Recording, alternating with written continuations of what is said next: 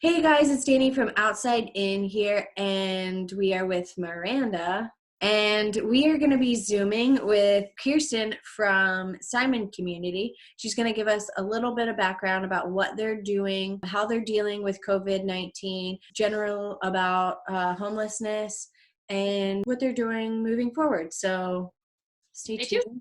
It's coming next. Hi, my name's Kirsten Hewitt. I'm the Director of Homelessness for the Simon Community in Northern Ireland.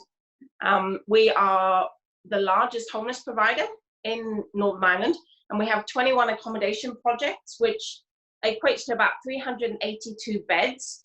And then we've got other services like floating support services, outreach services, addiction services, and basically we cater for people experiencing homelessness in Northern Ireland.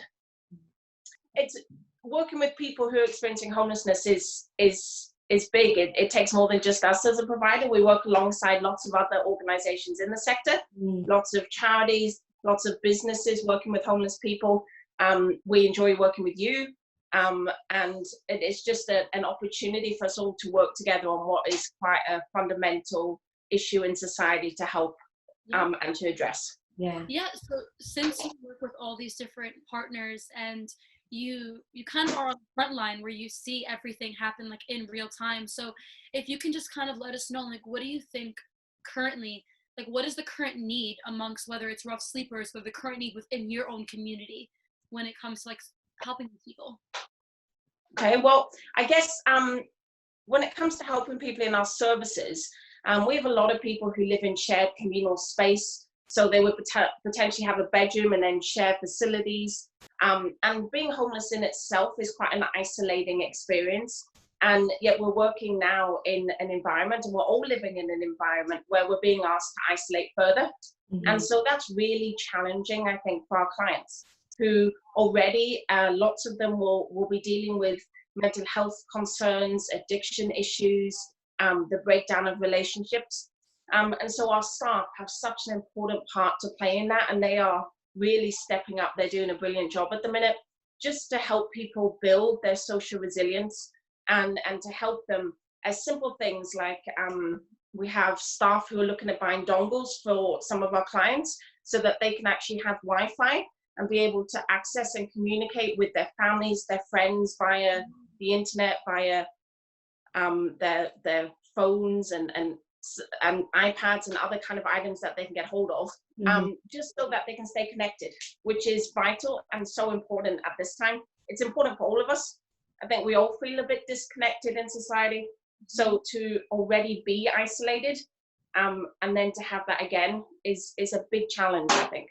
Yeah, I can't imagine.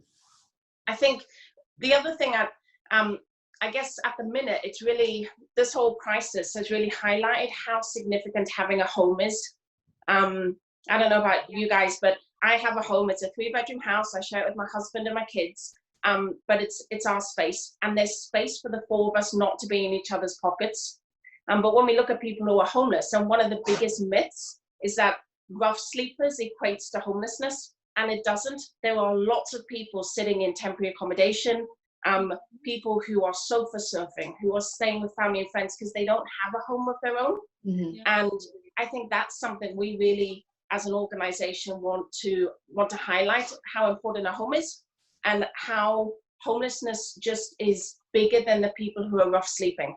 That's a especially important cohort. Absolutely. That's definitely something that a lot of people aren't informed about, and that we're going to try to do our best in the future to share with on our platform as well, because a lot of people don't understand. They see like homelessness as, rough sleeper. Like they see, as soon as you say homeless, they just see like, those who are rough sleeping, but it does really go a lot more in depth. Absolutely, Dani. I think that's really important that we kind of change the narrative on it and just recognize that homelessness is something that affects lots of different people. There's people who are economically struggling, and so they're homeless, but they wouldn't have the view that people automatically have, that if you're homeless, you have addiction issues and mental health. Now, there are lots of people struggling with all of that, but there's just, it can affect anyone, homelessness. And I think this particular pandemic has really highlighted that, because obviously there's big changes in society with financing and businesses which are struggling. And I think that will have a huge impact on our poverty, on homelessness in the future, and how we do things and what we focus on. Yeah. Mm-hmm. And that's why perspective is so important, because whether it's us on Outside In or you guys with the Simon community, the more we know about the different like aspects of homelessness, so we're able to actually meet their need instead of thinking it's just one answer for everything. Like, no, it's very more intricate than that. Yeah, absolutely. And the other really important thing, Marie, is that we do it together. And I think ending homelessness is absolutely the vision of the Simon community in Northern Ireland, but it's got to be done with people. We can't do that in isolation. Mm-hmm. And the example at the minute of how we work together with other providers, how we're working with the housing executive, public health, the health trusts, the housing, I've said the housing executive, but basically we're all working together. Mm-hmm. And I think that is such a positive aspect at the minute, which we need to continue moving forward. Well, you know, it's any societal problem is better managed and better dealt with and addressed as a group of people who are like-minded and on a mission to do something about it. Yeah, I think that's one of it's hard because this time is so, like, it's full of so much tension and not something that we ever want to see happen again. But like, I've just been encouraged by how many people have come together during this time to like celebrate each other, like everybody's celebrating the NHS. You know, on Thursday nights when we go out onto the street and we clap for the NHS, like it's brought me to tears, because that's like, I just love seeing like people unifying together, like putting aside any differences that you have or whatever. We're all like working to have, you know, to have hope. The common goal. Yeah. We have a common goal and a common thanks for want of a better word. I think particularly in my role as the director of the Simon community, we are incredibly grateful for every person and business and community group that has helped us with financial donations, with donating PPE particularly, donating food and such things. That changes how we work, and it's so important at this time for that support. But I'm also really grateful for our frontline staff. They are key workers at this time. They are coming to work with all the anxiety that brings. And they're doing their job, and they're doing it brilliantly. And I don't underestimate what they're doing for us and what they're doing for the clients who we serve. Yeah, they're the unseen heroes. Mm-hmm. I know that I think we all know that we've like kind of changed our perspective of what a hero looks like during this time. And when I think of people like that are, again, on the front line and going to work every day and just really just putting themselves at risk for others, and that sacrifice, like, I think is incredible. So your staff, like, I know they're not all here, but like we're super grateful for them as well. Yeah, absolutely. Staff across the sector, great things. And you know what they're doing as well? They're changing how we work. And some of the changes I think we will keep in the new world, because they're good changes. So examples are, we actually have, we train all our frontline staff in the use of naloxone, which helps a person if they are overdosing on an opiate. And that's always been traditionally in-person training, which we've done. But what we've managed to do in this period is our trainers have developed that on video, so that our staff on frontline services can watch the video of the training as a refresher, and they don't have to physically attend the training in person. Stuff like that. This particular situation has forced the development of that, but that will be something really positive for the future. And we're looking at how we support our clients with cooking. So, you know, there'll be people who live with us, particularly in our young people services, who need help to develop the skills to cook food.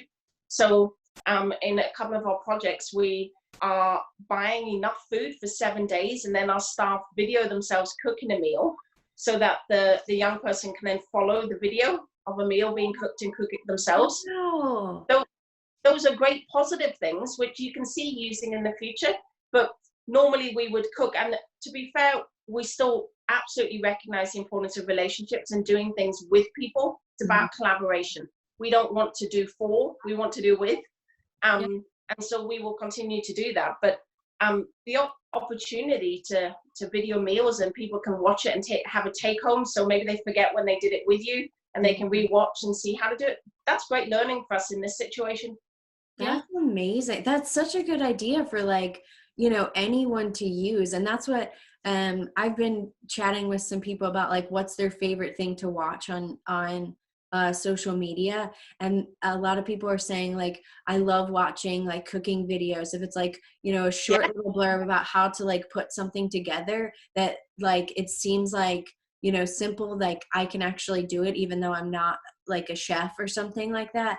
And so that, like, for people who are, you know, vulnerable or whatever, like also having access to that, like, easy information to just make it simple and condensed for everyone, that's going to be such a, like, a great tool for moving forward as well. That's Absolutely. And I think that's probably one of many of the projects you guys are working on. And I know that Dani and I were just like looking at your website, and I think that for me, when I saw kind of what you guys do on the housing end of things, and like for accommodations, I absolutely was blown away by it. I think that it was incredible to know that you are not only kind of being there as, okay, like emotional support, but hey, what do we physically and practically got to do to support accommodations? Like, if you can, like, in a few like minutes or so, how can you expand on that? Like, what does that look like? Like, how do you guys do that? Explain, Miranda, just explain, what do you mean when you say accommodations? Like when people leave homelessness, or putting them in, people staying in our accommodation projects? So in your accommodation projects, like, what does it look like? Okay, yeah. So, gosh, we have 21 accommodation projects over Northern Ireland, and in lots of different areas. Quite a few in Belfast, but we've got in Derry, Portadown, Bangor. So across the whole of Northern Ireland. And our projects will range in size. The smallest one would be 8 beds, and then it will go up from that. And it will depend on the need in the area that we're in. But effectively, a lot of them, some of the buildings are newer than the others, so they will have self-contained flats. So somebody will have their own bedroom with kitchen and bathroom. Others are a little bit older, but they'll be set up in more of a cluster design. So maybe 6 or 7 bedrooms will share bathrooms or kitchen facilities. All our projects will have some element of communal space, so we can bring people together and just have that opportunity and to share and get to know people. So people effectively would come, they can self-refer, they can phone our free phone number, which is also really important for me to highlight, actually, because we have a phone number, a 24/7 helpline number for anybody who is experiencing or at risk of homelessness, and that number is 0800 171 2222. And so effectively you can phone that number and you could be referred to one of our projects, or the housing executive will refer people to some of our projects. And all our projects will have then support staff who help people with the housing support that they need, but also allow people the opportunity to build relationships, to we signpost and we refer to agencies which will help them with addiction, will help them with mental health. And we have projects which have more young people in them. We have a young person's project, and then others which just have a spectrum of people, all different ages, males and females, all on the same side. Wow. Could you share, just for my own interest really, like what you guys do to kind of bring people together? Like, what do you do communally? Do you have any, like, I don't know, like events or something like that you guys do? Yes. Okay, so communally, this will depend very much on the project that you live in, as well, depending on what happens in different areas, but particularly different seasonal things. So come Easter, there'll be projects which will cook a Sunday dinner for clients and bring them together. Christmas, there's lots of activities that happen. So we've recently received funding, which has also enabled outings. So we took clients to like a paintballing and to a outdoor pursuit kind of area. So we absolutely take the opportunity to do that, and people will donate money specifically for things like that. And we love that, because that's where people get to spend time with other people. They get the social support they need, the peer support. They get to know our staff better. so that actually potentially when they need help with something, then they feel like they can approach them more. So we're a big fan of client involvement and getting people together. So any excuse, and we will try and do it. Yeah, which is, I think that's so important, because at the end of the day, this theme of we're all human and we all want that type of connection and that type of like relationship with other people. So even like your staff going out of their way, it's literally just them hanging out and them having a community instead of them feeling, okay, like there's like a divide between the two. Absolutely. Because we're all human, and we all have that need for some kind of social exchange and that relationship building. And that's important, no matter where we are in life. Yeah. And then it's really good because you guys are building trust. Like you're saying, like when you get to do something like that, it's building trust. And what we just talked about with someone else is getting an opportunity to, like, you're going in the trenches with them, you know, you're getting to build connection and through like little chats that you have here and there, or like actually having an experience together, like you're saying, going paintballing together. Like that is such a like bonding moment where you're like, okay, I can actually like, I feel like I can open up to this person more. So then, you know, and of course that we know that that's what helps with, you know, mental health. So absolutely. And relationship breakdowns and that social support is key. That's been fundamentally a reason why people have become homeless for years. So kind of that social support is so important. And it's great to be able to do it because we all love activities. You know, whether you're someone experiencing homelessness, whether you're a staff member, whoever you are, to do something and enjoy it together is just, it's fundamental to the relationship, I think. Yeah, that's amazing. And then, so it's such an interesting one because I know that kind of taking a turn, but like the time that we're in right now, it's different than I think what most of us experience, or it's different because we now have to do what we love doing, what we're passionate about, but navigate how that looks. So for the Simon community, how has things been with COVID-19? How are you guys adjusting? What does that look like for you guys? Well, we've adjusted our daily practice, how we do things. We've really struggled in the past weeks with staffing numbers. So we've had significant amounts of staff who have been social isolating. So we've had to really look to additional relief staff. We've had to look to agencies just to have staff who can be on site and support our clients. So that's been an adjustment for us. At times that feels like, I'm sure for our team leaders, especially trying to cover rotas, a daily challenge. But they're doing it, and we just have so many people who are just really helping us and supporting us as we go, which is great. Yeah. I'm sorry, I have a child walking behind me. I love it. We're for it. We're for it. Yeah. Oh, no, he's gone. He's gone. Sorry. Gone. This whole adjustment to work from home and gee. Even having to work from home and still getting things done. Like you're proving this right now, like you're getting things done. No. Well, I think the balance for me, and Dani will probably know this because we met in the Simon community office. I actually only started this role with the Simon community on the 27th of January. So I haven't hit 3 months yet. And we have been in lockdown for effectively 3-4 weeks.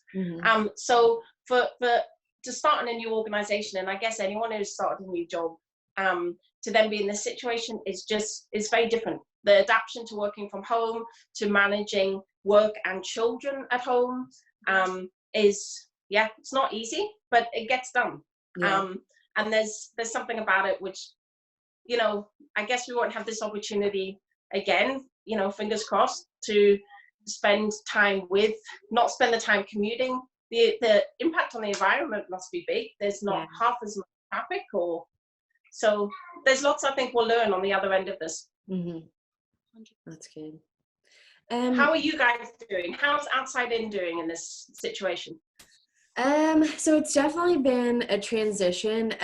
If you follow us on social media, you can see that, like, you know, before this all happened, our team, like, we're still really close, but like we just had, we have like an hour lunch every day together. So that was time where we all would go get something from the little shop that's right around the corner from us, or Yeah. we'd all go to Subway or something like that. And then we'd sit and have our lunches together, or just have like little bits of fun Yeah. time, and always chatting and stuff like that. But for us, it's just like, it's hard now because we all miss each other, like we had that banter and stuff like that. And like now we have like an hour to take lunch, but we're at home. So it's like, we're not still getting that like hour of connection with our, our work friends. So it's definitely a different ball game. And we only have, there's 3 of us that have been like kind of rotating going into work, and like 2 of us in operations, which is me and another guy, and then one of our seamstresses that have been coming in. And so like it's really empty, like everything's just empty and quiet, so it's a bit different. And we've had a lot of time to transition because we moved into a new warehouse. So since nobody's like running around and stuff like that, we're all like, when we come in, we can just focus and get what we need to done, and then move on. This has its ups and downs. And the thing is, Outsidein is I mean, since I remember the first time I met with David, it is about the relationship with people. Mm-hmm. So the impact on that is, it must be noticeable. But bless you. We try to have like, we're trying to do like once a week or once every 2 weeks, do a nightly like get together on Zoom. So we had a pub quiz that we all participated in, and it was really fun. And it was somebody's birthday too, so we kind of did a little thing. So yes, now I saw that on social media. Everyone had a candle, right? Yes. Yeah. It was our visuals guy. It was his birthday, so it was good. Very good. Okay.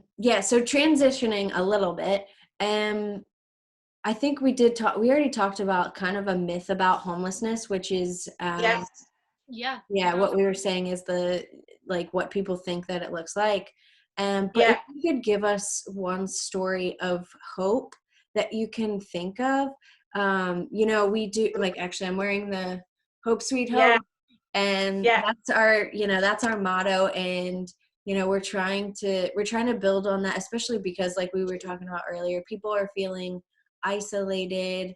And some of my friends have, they've been vulnerable and said like, hey, I'm dealing with like anxiety because of this.